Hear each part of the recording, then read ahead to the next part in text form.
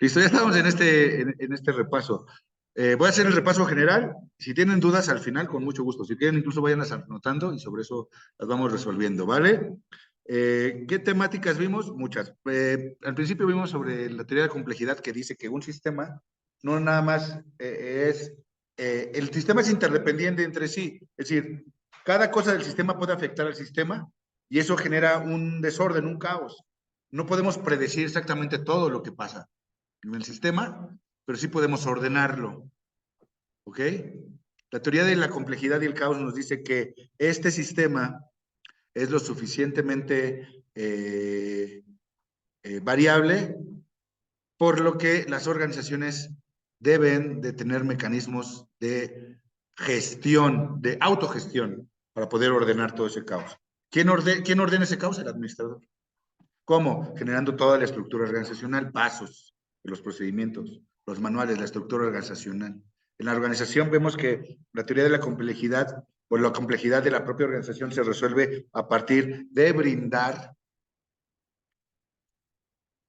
todos los esfuerzos necesarios para la desestructura, volverlo una estructura.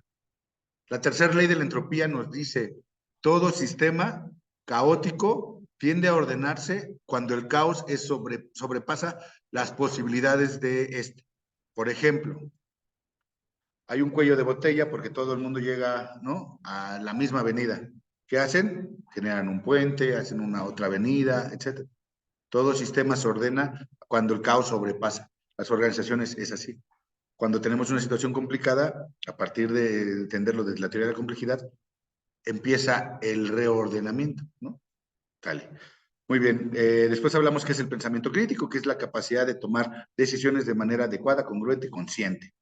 En las organizaciones, ¿dónde lo vemos? En todos los ejercicios organizativos de la propia empresa. ¿Por qué es importante en la administración y en el negocio el pensamiento crítico? Porque nos ayuda a evitar problemas, nos ayuda a resolver problemas que ya nos surgieron o nos ayuda a tener mejores resultados en el futuro. Básicamente ese es el asunto. Algunas estrategias, perdón, y habilidades. Ok. Análisis de suficiencia numérica de datos. ¿Tenemos la información suficiente, sí o no? Ok. Lectura crítica de comprensión, lo que está diciéndome en esta lectura es congruente. ¿Qué puedo preguntar? ¿Cómo puedo definirlo? Razonamiento verbal. ¿Qué me está diciendo? Interpreto lo que me está diciendo de manera adecuada. Estudios de caso. Tenemos una situación en particular, vemos cómo se desenvolvió, qué podemos utilizar, qué podemos copiar o qué podemos mejorar en función de esto. Resolución de problemas, etcétera, etcétera. Vale. Muy bien. Luego hablamos de las suposiciones.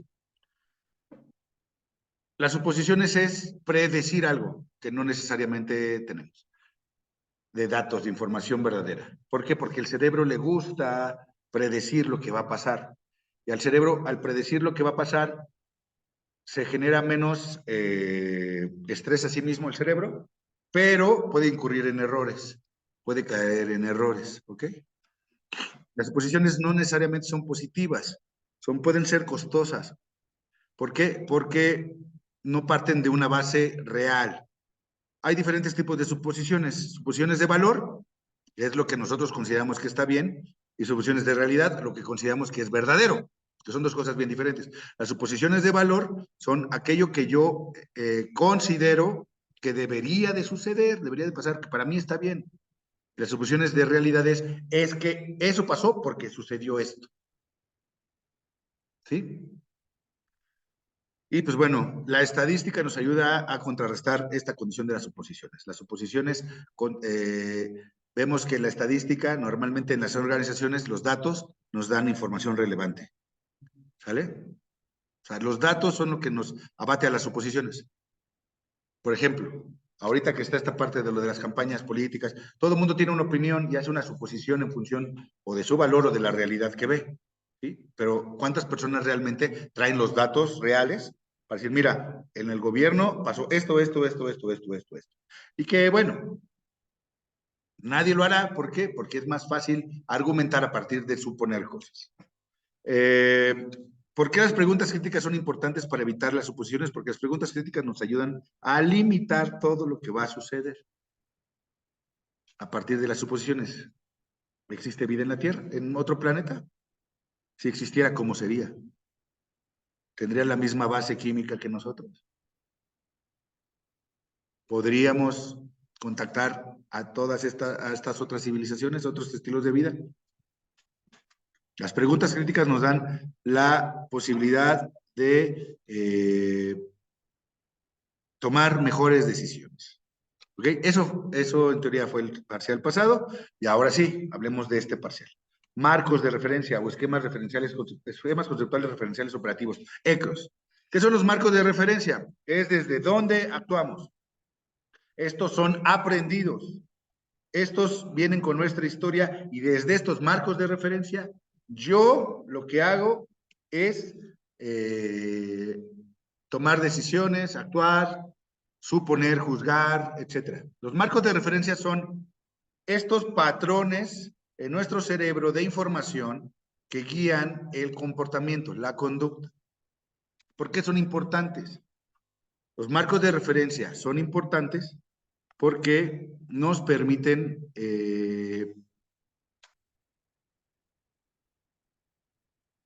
estructurar nuestra mente, nuestro pensamiento. Nos permiten definirlo de manera adecuada y nos permiten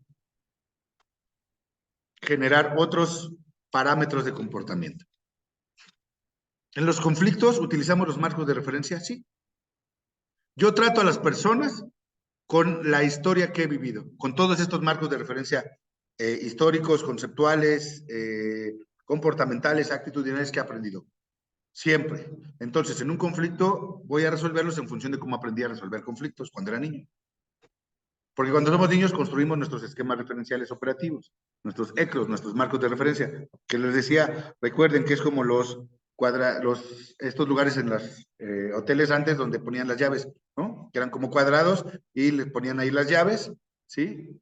Y cada cuadro es una cosa, un concepto, un esquema, una manera de comportarse, etcétera. Se puede ensanchar, se puede modificar, se puede reducir, se pueden eliminar, sí. En los conflictos lo que hacemos es tratar de utilizar estos marcos de referencia para actuar, ¿no? Depende evidentemente de la edad, depende evidentemente del tiempo, depende evidentemente de la problemática, depende evidentemente de lo que queremos lograr. Tú no resuelves problemas de la misma manera con tus papás que con tus amigos. Con tus papás utilizas unos determinados esquemas referenciales, tus amigos utilizas otros. Siempre. ¿Pueden ser más parecidos? Sí, pueden ser más parecidos. Pero no necesariamente son exactamente iguales. ¿Por qué? Porque toda esta información de estos esquemas referenciales operativos, estos ECROS, nos lleva a la construcción de nuevos esquemas. Cuando yo utilizo uno y me funciona, ensancho, reafirmo, vuelvo el contorno de ese esquema, por decirlo de alguna manera, más grueso. El casillero donde está lo vuelvo más fuerte. ¿Sí? Eso es lo importante de la utilización de estos esquemas referenciales operativos. Estos marcos de referencia nos permiten fortalecer cosas. Por eso una persona más grande dicen, chango viejo no aprende maroma nueva, porque tus esquemas referenciales operativos, tus marcos de referencia, se han ido fortaleciendo, salirte de ellos es más difícil. Esto que dicen de salir de la zona de confort es eso, tratar de romper tus esquemas referenciales operativos, tratar de romper estos marcos de referencia, de dónde estás actuando. ¿Ok? En las juntas y las discusiones de las empresas, entonces, estos esquemas se verán evidentemente funcionando, ¿no? Cuando hablamos de mercadotecnia también con respecto al precio y el valor de los consumidores, también estamos utilizando nuestros esquemas referenciales, pero debemos salir de ellos. ¿Por qué? Porque nosotros pensamos de una manera, ¿yo cómo podría venderle algo a los chavos que están en preparatoria ahorita si yo considero que los productos deben de tener una X calidad, X idea, X conceptos? ¿Sí? Eso es lo difícil de la mercadotecnia, que las personas tienen que estar constantemente vinculadas con el target, el público objetivo, ¿no? Si no es así, es difícil. ¿Tú cómo le venderías algo a un adulto mayor? ¿Me explico? Los productos que tú necesitas, ¿consideras que los necesita un adulto mayor? Son diferentes, ¿no? Entonces, los esquemas referenciales deben de ser lo suficientemente flexibles, que es algo que hemos dicho. Se pueden flexibilizar a partir de cómo. A partir de la discusión, a partir del trabajo en equipo y la cooperación, a partir de la innovación, la creatividad, la educación, etcétera. La educación genera nuevos marcos referenciales. Lo decíamos incluso una vez en clase. Ustedes estudian administración, no porque no puedan aprender esta parte de la administración en la vida real, sino porque eso les da mayor facilidad para crear estos marcos de referencia y además les permite crear los marcos de referencia en donde no existen. En el mundo administrativo en la realidad, ¿sí? En el mercado, en la central de abastos, no te van a estar hablando de crear tu target, etcétera, etcétera. ¿Estás de acuerdo? De crear todo tu... Es más, el que vende la camionetita en la central de abastos su fruta, él no tiene una estructura organizacional. Él sabe que hay alguien que es el jefe, o quizás él sea el jefe, pero no sabe que hay, ¿no? Todo un descriptivo de puesto. ¿Me explico? Tú sabes ahora que los descriptivos de puestos son importantes porque delimitan qué va a hacer cada quien. La parte organizacional aplica para todos los tipos y tamaños de empresas. Y los marcos referenciales impactan en cada uno de los tamaños, tipos de empresa.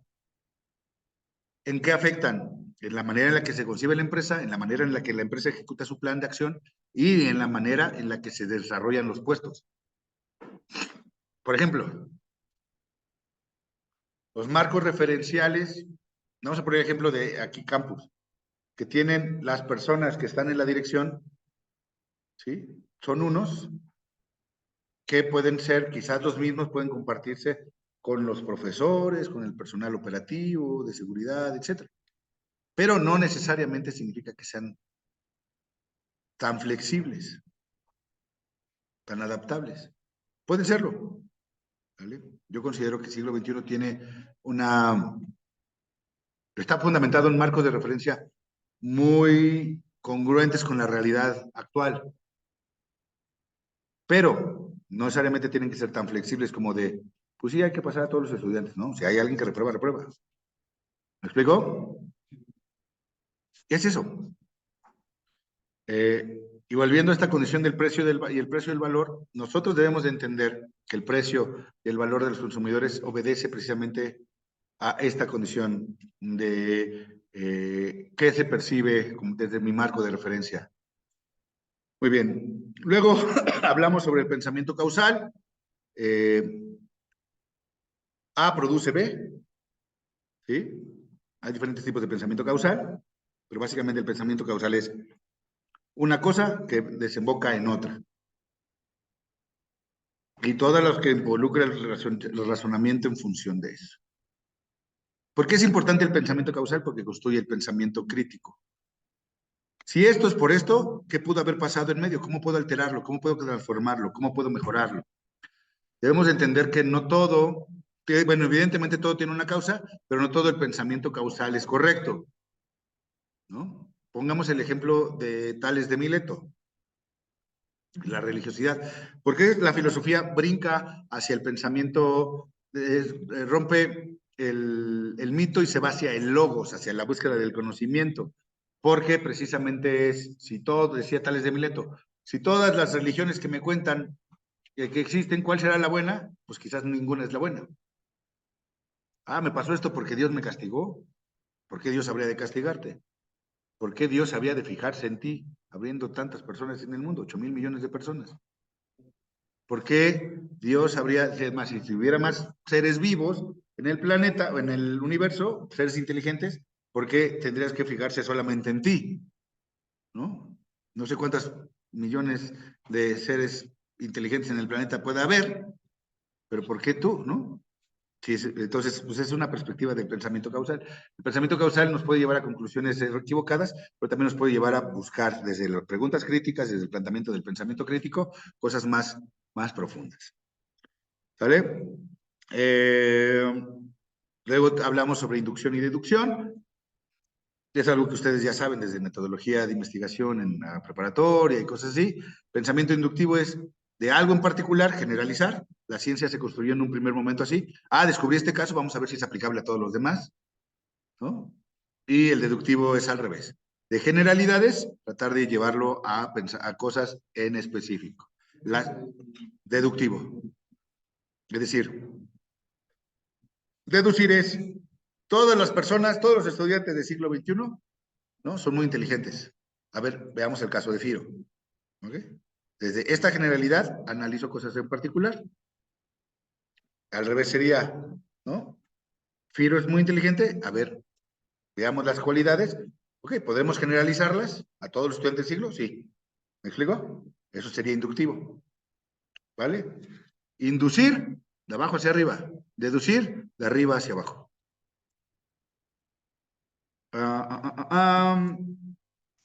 Ok, los sesgos de pensamiento. ¿Sí? Fácil. Entonces, después tenemos los sesgos, ¿sí? Que los sesgos cognitivos son estas limitantes, estas maneras de al pensamiento llevarlo por lugares donde no necesariamente las cosas son adecuadas.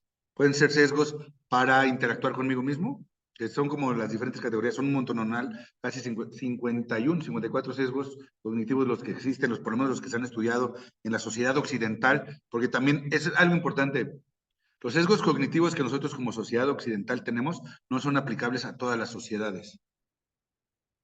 ¿Ok? Hay sociedades que no entienden esta visión tan materialista y que no tienen algunos tipos de sesgos. Eso es importante mencionar. Pero para nosotros como sociedad occidental basada en el modelo capitalista de producción, los 51 sesgos cognitivos pueden categorizarse básicamente en tres condiciones. Primera, pensamientos hacia mí, persona, pensamientos hacia los demás y pensamientos sobre la interacción entre esto. ¿Sí? Por ejemplo, un sesgo cognitivo es pensar que la gente lee tu mente. La gente no sabe tus necesidades. ¿Sale? Entonces, ese es importante mencionar, ¿no? Los sesgos son precisamente estas desviaciones, ¿sí? Eh, que da el pensamiento para poder solucionar y predecir cosas. ¿Ok? Los voy a mencionar, voy a tratar de mencionarlos rápidamente porque son un montón, pero bueno, tenemos el sesgo de correspondencia, ¿no? Juzgar a los demás por su personalidad, sesgo de interés personal, nuestros fracasos son circunstanciales, ¿no? O sea, nuestros fracasos son circunstanciales, pero nuestros éxitos son personales. El favoritismo del endogrupo, o sea, nosotros nos vemos como lo mejor del mundo. El efecto de arrastre, a creer que los demás, que muchas personas hacen, ¿no? Lo que creen. El pensamiento de grupo, ¿no? Por ejemplo, esto de las ardillas que se avientan del precipicio, ¿no? O sea, que, pues bueno, las tomas de decisiones irracionales dependen de los grupos, no necesariamente es así. El efecto de halo, ¿no? Pensar que si una persona tiene algo positivo, todo lo demás será positivo en esa persona. La suerte moral es una tendencia a atribuir el resultado a la condición de comportarse de manera ética o moral. El efecto del falso consenso, cuando creemos que hay gente que está de acuerdo con nosotros por lo que opinamos y no necesariamente es así. La maldición del conocimiento, esta idea de que, bueno, entre más sepas, más infeliz eres. El efecto de estar en foco, de estar en el foco, le llaman spotlight, ¿no? Que todo el mundo va a vernos, ¿no? Que todo el mundo nos está observando todo el tiempo, eso es mentira. La heurística de disponibilidad, ¿no? Que básicamente es, pensamos que lo que sucede viene por estos juicios, ¿no? Que se hacen, o este análisis que se hace a partir de decir, esto podría pasar por esto, por esto, por esto, por esto. La atribución defensiva, cuando minimizamos las cosas porque queremos evitar ser acusados o ser enjuiciados. La hipótesis del mundo justo, cuando creemos que el mundo es justo y que, bueno, hay que quien es injusto tiene su merecido. El realismo ingenuo, creemos que observamos la realidad con objetividad. Ajá. No, es un tipo de sesgo, ¿vale? Es que pensamos que nuestro mundo está totalmente, o analizamos nuestro mundo totalmente objetivamente. Es muy difícil ser totalmente objetivo. La vida es de juicios, de valor, ¿sí, Ismael? Por eso hablamos de realismo ingenuo. El cinismo ingenuo, ¿sale? Pensamos que el ser más egocéntrico, o sea, ¿cómo decirlo? Por ejemplo, cuando llega el médico al pueblo, eso voy a ponerlo de ejemplo así, que piensa que todo el mundo le debe de rendir pleitesía, porque es el médico del pueblo, de un cierto egoísmo, ¿no? Claro, pues, yo soy el doctor, pues ¿cómo no me van a tratar bien? ¿Me explico? Vale. El efecto Forer, atribución de rasgos personales que son tan vagos, por ejemplo, los horóscopos, ¿vale? O sea, de atribuirle rasgos a personas, cosas supuestamente específicas, pero que no necesariamente son reales. Ajá. Bueno, el creer en los horóscopos. El creer en los horóscopos. Dice, no son reales. Pues no está corroborado. Aunque bueno, la misada sí es muy atinada, ¿no? El efecto Dunning-Kruger, cuando menos sepas, más confianza tendrás. Cuanto más sabes, menos confianza tienes. Yo solo sé que no sé nada. Es un efecto... Sócrates. Eso se llama el efecto Dunning-Kruger. No, Platón fue estudiante de Sócrates, Aristóteles fue estudiante de Platón.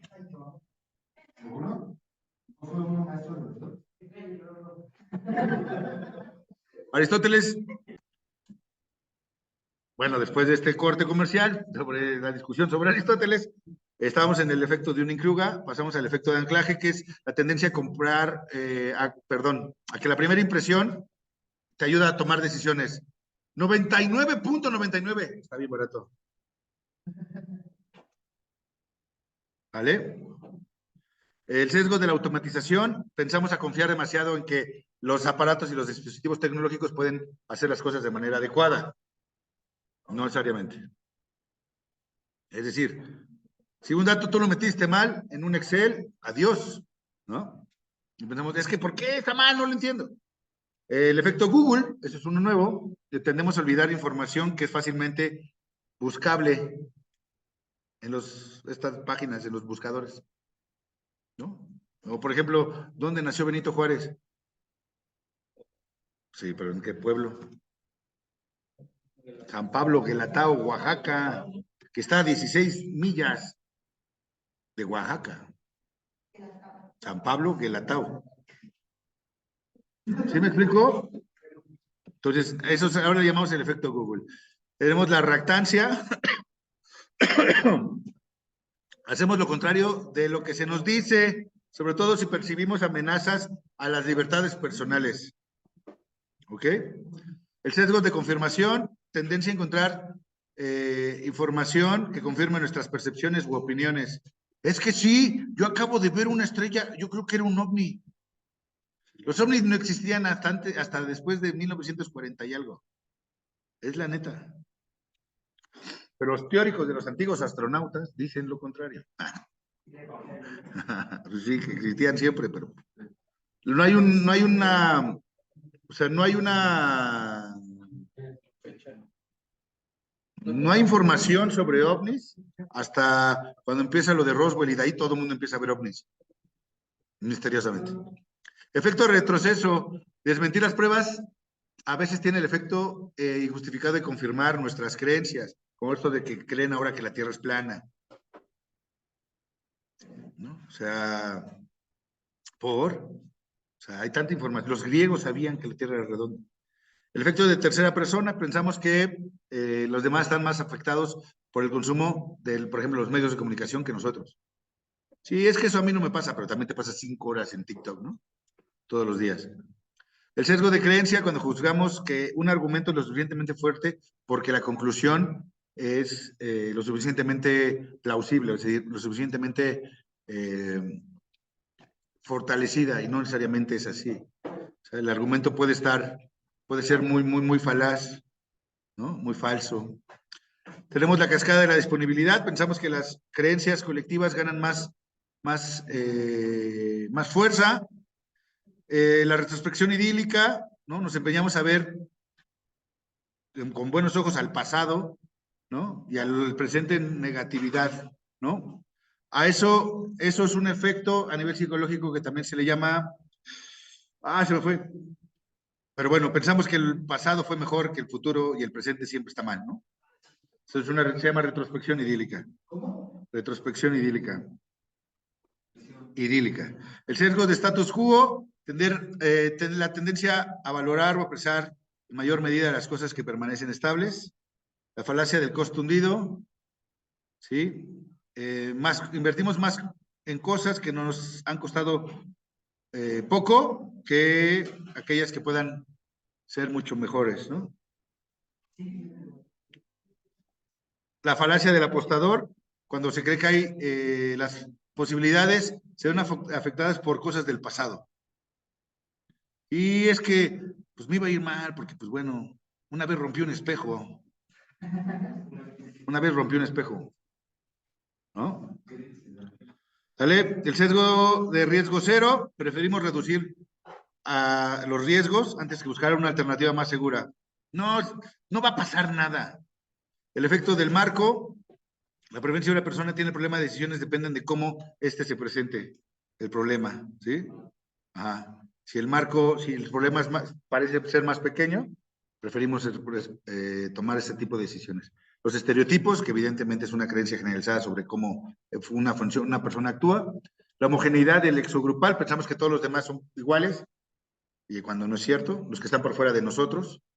El sesgo de autoridad, es la tendencia a esperar que los directivos o las autoridades sean más egocéntricas que uno mismo.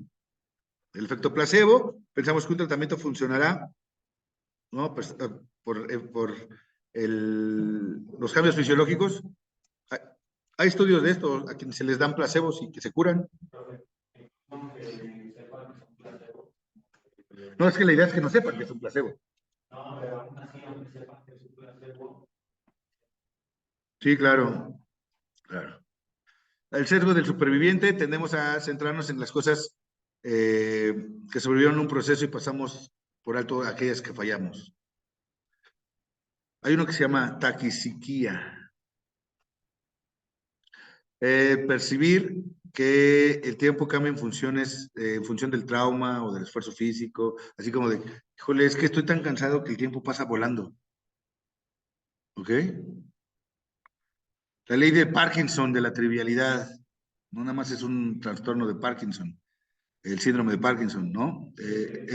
Le damos a cosas tan triviales, le damos un mayor peso, ¿no? Evitando cosas más complejas. Zeigarnik, del efecto Zeigarnik, tendemos a recordar más las tareas incompletas que las completas. El efecto IKEA, pensamos la idea de que podemos armar, que lo que hagamos nosotros tiene muchísimo valor. En el IKEA nada más atornillas cosas, ¿no? ¿O me equivoco? El efecto Ben Franklin, nos gusta favorecernos. No nos gusta hacer favores para poder después tener ventajas sobre las otras personas. El efecto del espectador, cuanto más gente esté cerca, menos probable es que ayudemos a una víctima. Es que ya hay muchísima gente, ¿no? La sugestibilidad, la gente especialmente confunden ideas sugeridas, ¿no? Por un interrogador con recuerdos. ¿Te acuerdas que la vez pasada vimos esto? Ah, sí. Por ejemplo, los niños. Y te dan una respuesta que ni siquiera sucedió. Falsos recuerdos, cuando confundimos la imaginación con los recuerdos reales, la criptomnesia, confundimos los recuerdos reales con la imaginación, que sería lo contrario a los falsos recuerdos. La ilusión del agrupamiento, encontramos patrones y grupos en datos aleatorios.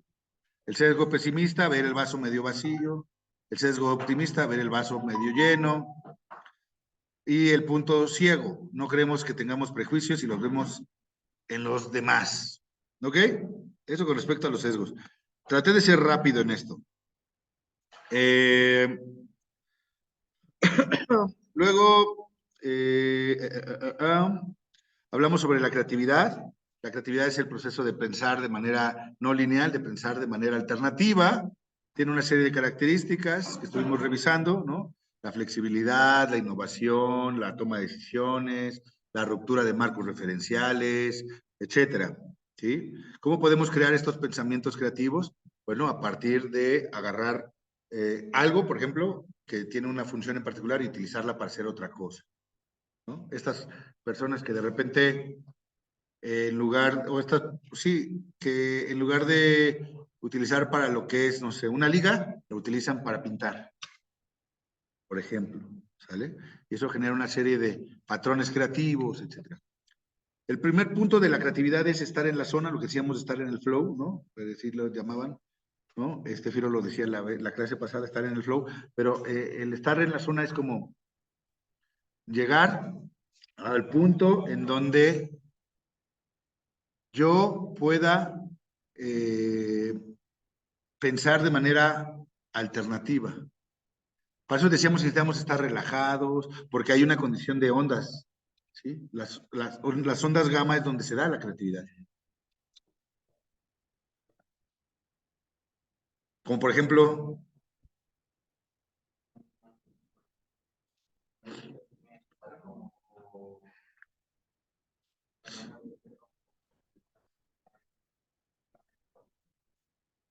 pues decíamos la meditación, o sea, el tratar de concentrarte y no tener como, a ver, sería lo contrario a un espacio creativo, un espacio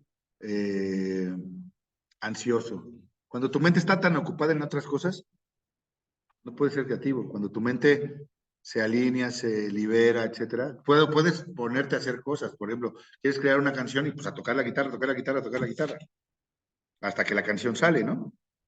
Pero sí necesitas, en ese sentido, tener un espacio favorecedor, pero también un estado interno favorecedor. Hablamos que la emocionalidad no necesariamente favorece la creatividad hasta que se encuentra equilibrada. Hablamos de homeostasis la vez pasada, ¿vale? Interno. Exacto, exacto. Entonces hay que crear cosas. No podemos ser creativos si tenemos carencias en las necesidades fisiológicas, hambre, ganas de ir al baño, etcétera. Aunque, si quieren resolver un problema de manera más eficaz, eso es un tip investigado de la ciencia, aguántese las ganas de ir a hacer pipí. Cuando estamos orinando, eso es en serio, pensamos de una manera más lógica. ¿Por qué? Porque lo que menos quieres es dar pasos más allá. Si eso me involucra tener más pasos, no lo quiero. ¿Sí? ¿Vale? ¿Sí, más o menos? Ese es el asunto. En términos generales, esos serían todos los temas. No sé si alguien tiene alguna duda en particular. ¿No? Uy, mis luces. Ahí cayeron. Vale, ahorita lo recojo.